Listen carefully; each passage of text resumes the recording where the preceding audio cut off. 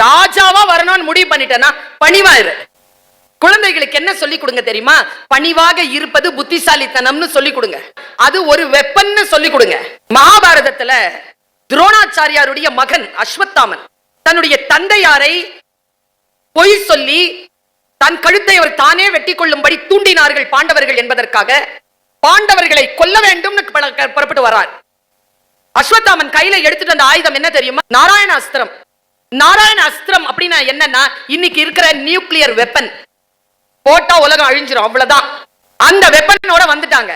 வர்றது நாராயண அஸ்திரம் தெரிஞ்ச உடனே கிருஷ்ணன் என்ன பண்ணார் தெரியுமா? பஞ்ச பாண்டவர்களுக்கும் ஒரே ஒரு இன்ஸ்ட்ரக்ஷன் கொடுத்தார், எல்லோரும் பணிந்து கொள்ளுங்கள்.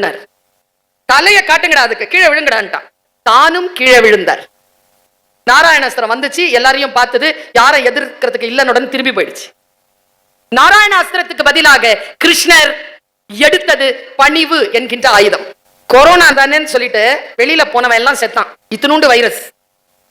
யாரெல்லாம் பயந்து இருந்தோமோ அவங்க பழிச்சுக்கிட்டோம். யாரிடத்தில் பணிவோடு இருக்க வேண்டுமோ அவர்களிடத்தில் பணிவோடு இருக்க வேண்டும் என்று சொல்லிக் கொடுங்கள். பணிவுதான் ராஜகுணத்தின் முதல் தகுதி.